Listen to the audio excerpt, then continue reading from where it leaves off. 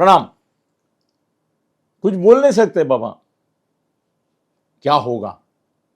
आजकल supreme court जो है वो सरकार के खिलाफ और जो छोटे छोटे संगठन हैं जो जाति, भाषा, धर्म, प्रदेश इसके आधार पर अपना अस्तित्व बनाए हुए हैं, उन सबकर एक अवकृपा सुप्रीम कोर्ट की चल रही है। उनके खिलाफ एक के पीछे एक ऐसे रिजल्ट आ रहे हैं, बड़ी परेशानी हो रही है। अब आज मुझे चिंता हो रही है कि क्या ये सुप्रीम कोर्ट है वो ऐसी कोई भूमिका लेगा कि भाई बैन करो इसको। राज ठाकरे साहब के ये जो मन से है इसको बैन करो। क्यों बैन करो? किस आधार पर उनको बैन किया जाए? वो आधार किसी सरकारी गवाह या डॉक्यूमेंट्स में नहीं है। वो आधार सुप्रीम कोर्ट बोलेगा कि आपके ही स्टेटमेंट्स में है, जिसकी वजह से हमको ये चिंता लगती है कि महाराष्ट्र में जो उत्तर भारतीय है, क्या उनके ऊपर ऐसी कोई आफत आने वाली है कि जिसमें उनके जान माल का बड़े पैमाने पर नुकसान हो सकता है। पहले महाराष्ट्र में हिंदू और मुस्लिम तनाव तो है ही, उनमें आपस में राड़े हो रही है। दंगल नहीं बोलना है आजकल, राइट्स नहीं बोलना है, उसको बोलना है अभी सरकारी भाषा में राड़ा हो रहा है। वो तो चल ही रहे। खुद मुख्यमंत्री के गांव में नागपुर में हुए, तो अभी ऐसा हो रहा है कि क्या इसके बाद अभी एक एक की बारी आ रही है। उसमें शिवसेना उबाठा जो है वो गुजराती लोगों के खिलाफ खड़ी है। उनको भगाना चाहिए, मुंबई से हटाना चाहिए, महाराष्ट्र से हटाना चाहिए। किनको? गुजराती को। ऐसी उबाठा पीछे पड़ी है। उन्होंने तो डिक्लेयर भी किया, हमको एक भी वोट नहीं चाहिए। किसका? गुजरातियों का। किसने डिक्लेयर किया है? उद्धव ने। अब राज ठाकरे ने भी अप्रत्यक्ष रूप में ये डिक्लेयर कर दिया है कि हमको एक भी भैया का वोट नहीं चाहिए। भैया ये शब्द दोनों तरीके से यूज होता है। प्यार में बहना होती है तो भैया बोलती हैं, और हमारे शिव सैनिक या मनसे सैनिक है, वो जब उत्तर भारतीयों को धिक्कारना होता है, उनका निषेध करना होता है, उनको भला बुरा करना होता है, गाली देने लायक कोई शब्द यूज करना होता है, तो वो बोलते हैं भैया। उत्तर प्रदेश के जो नेता महाराष्ट्र में हैं, उनको भी ये भैया शब्द से बहुत उनका छलावा किया गया है बार बार। कृपाशंकर को तो भैया भैया भैया करके पॉलिटिक्स से हटा ही दिया। तो अभी ऐसा हुआ है कि एक उत्तर भारतीय विकास सेना नाम की कोई सेना है। आज तक हमने तो इसका नाम कभी नहीं सुना था, और उसके सुनील शुक्ला करके कोई अध्यक्ष है, और इनका भी नाम मैंने कभी नहीं सुना था। पत्रकार इतने सालों से हैं मगर सुना नहीं था। मगर ऐसा थोड़ी सी आशंका, कोई पत्रकार जो खोजबीन में लगे हैं ये सेना के, उनसे अभी सुनील शुक्ला की इंटरव्यूज आना शुरू हो जाएगा धीरे धीरे, क्योंकि ऐसी वर्तमान पत्रों को ये झनक लगी है कि ये उबाठा ने, मतलब उद्धव बाला साहेब ठाकरे के लोगों ने खड़ी की हुई एक परछाई है उनकी। ये सेना नाम जो उन्होंने लिया है वो शिवसेना ही उत्तर भारतीय आघाड़ी का एक अलग रूप उन्होंने खुद को बदनाम न करते हुए ये सब मराठी वर्सेस ये करने के लिए किया है। वट एवर इट इज, याचिका तो उसने की है सुनील शुक्ला ने, और उसके परिणाम स्वरूप संदीप देशपांडे जो एक कद्दावर नेता है मनसे के, उन्होंने आज एक ट्वीट भी किया है। और वो ट्वीट जो है वो शायद ये तुम्हारा सुनील शुक्ला जो है उसको सुप्रीम कोर्ट में बहुत काम आएगा, क्योंकि सुप्रीम कोर्ट बोलेगा उनको कि भाई सुनील शुक्ला, आप बोल रहे हैं कि मनसे को बैन करो, तो मनसे को बैन करने के लिए आपके पास प्रूफ क्या है? तो कल तक वो प्रूफ नहीं था। मतलब ओरली बातें हुई थी, वक्ताओं ने उसका जिक्र किया था, खुद अपने राज साहब ने भी जिक्र बार बार किया था, मगर ऐसा कोई लिखित स्वरूप में कि हम भगा देंगे उत्तर भारतीयों को, हम यहाँ से हटा देंगे सबको, ऐसी कोई बात नहीं आई थी। मगर आज संदीप देशपांडे जी ने वो बात सुप्रीम कोर्ट के हवाले कर दी। उनका ही ऑफिशियल ट्वीट एक आ गया है, पोस्ट, और उसमें उन्होंने लिखा है, कुठला तरी भैया म्हणे कोर्टात गेला आहे की मनसेची मान्यता रद्द करावी। कोई तो एक भैया है, असल में उनको नाम तो मालूम होगा, सुनील शुक्ला नाम है उसका, वो मालूम होगा, मगर उन्होंने जानबूझकर सुनील शुक्ला नहीं कहा है। एक ऐसा वर्ग उसमें लपेट लिया उन्होंने कि सब भैयाओं का ये भैया प्रतिनिधित्व है, और भैया तो गाली जैसा ही शब्द उन्होंने यूज किया है। इतना ही नहीं, आगे बोलते हैं कि वो मनसेची मान्यता रद्द करावी, मराठी माणसाचा पक्ष बंद व्हावा म्हणून भैये प्रयत्न करणार असतील तर, अगर भैया लोग जो है, एक गया है कौन सुप्रीम कोर्ट में, सब भैया मिलके गए क्या? मुंबई में करीबन 35% भैया लोग हैं, इनके कहने से बोले तो उत्तर भारतीय है 35%, और मराठी आदमी 18 या 22% है, उसके ऊपर डिस्प्यूट है 18 है क्या 22 है।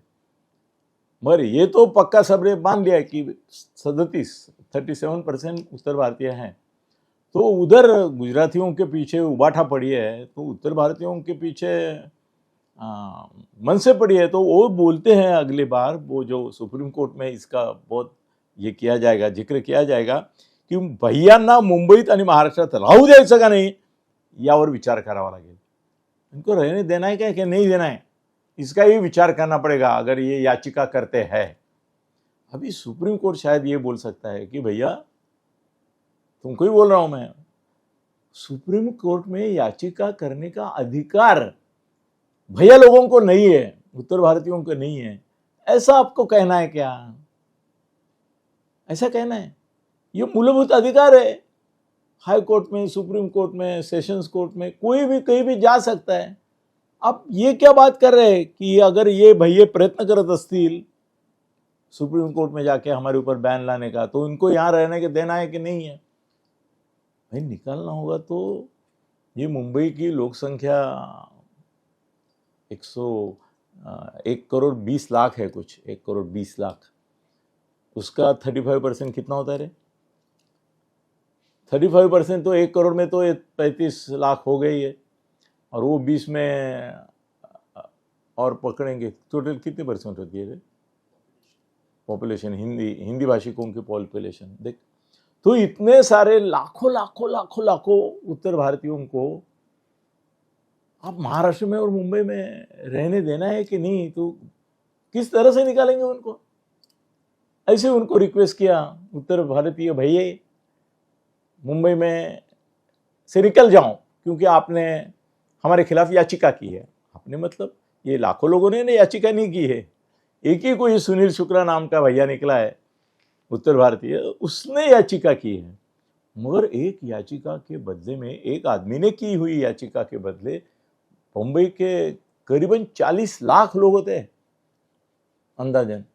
40 लाख लोगों को आप भगा देंगे? भाई तुम्हारे आदमी ने याचिका की तो तुमको इधर रहने का अधिकार नहीं है। अभी मनसे के ऊपर याचिका की है, अभी मनसे पर बैन लाओ, इस प्रकार की याचिका तो कई लोग इसके पहले भी कर चुके हैं, ये पहली बार नहीं हुआ है।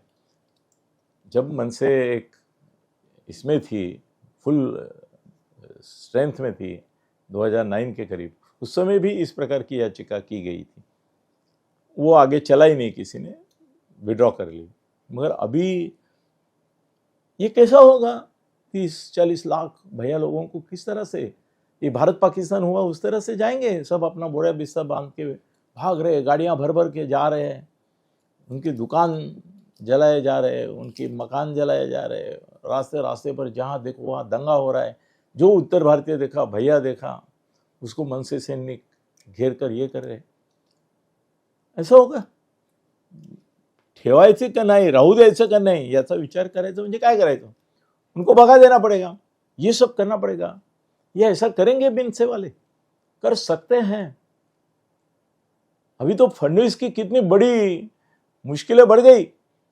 मनसे को अपने फडणवीस को अभी खुले तौर पे राज ठाकरे को मिलना भी मुश्किल हो जाएगा, मनसे के लिए कुछ करना भी मुश्किल हो जाएगा, क्योंकि ऊपर जो बैठे हैं केंद्र सरकार,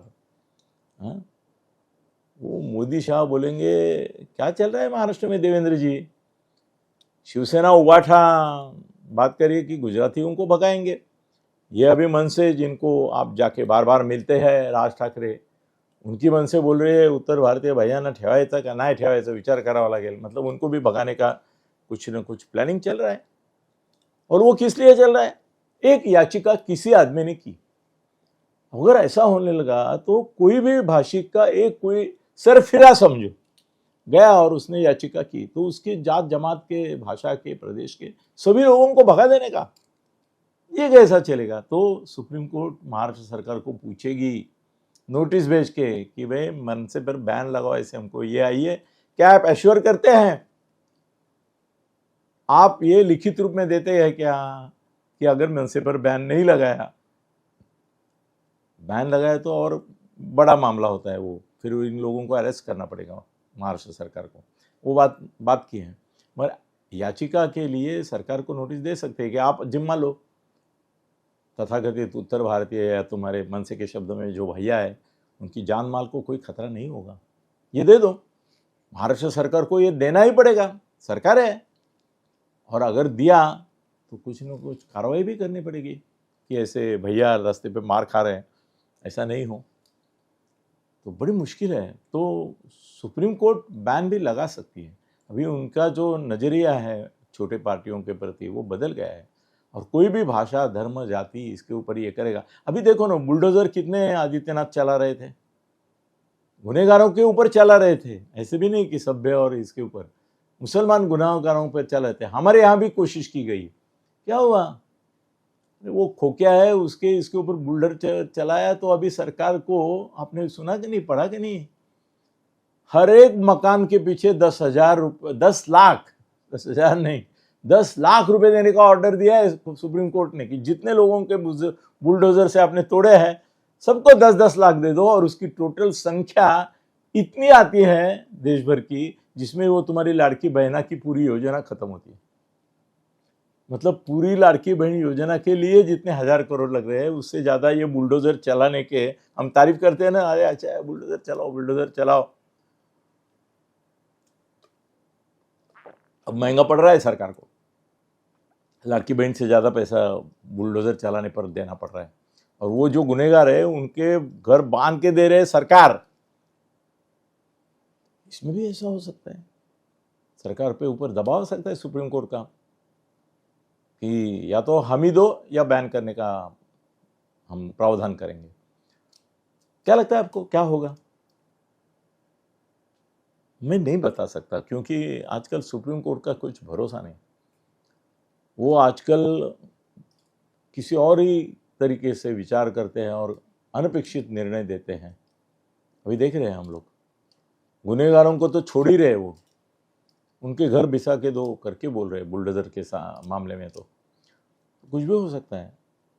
मनसे को अभी सावधान होना चाहिए। संदीप देशपांडे ने अच्छे मन से, अच्छे विचार से ये इशारा दिया है कि इनको रखना है कि नहीं रखना है, पर सिचुएशन गलत है, शब्द सही, सिचुएशन गलत। अब केंद्र सरकार चाहती ही है कि हमारे बीच में जो आएंगे उनको हम कोर्ट के माध्यम से भी सबक सिखा सकते हैं। तो मुंह पे मधुमक्खी जो रहती है वैसा करेंगे, मुंह में शक्कर पीछे डंक, ऐसा भी हो सकता है। तो मनसे पर मुसीबत आई है। मनसे के बारे में, राज साहब के बारे में हमारे सबके मन में एक आशा, अपेक्षा, स्वप्न और भ्रातृभाव, बंधुभाव है, और उनकी ज़रूरत हम महसूस करते हैं। इसके लिए मैं चाहूँगा कि ऐसा कोई बैन न लगे, मगर गारंटी नहीं दे सकता कि बैन नहीं लगेगा, लग सकता है। धन्यवाद।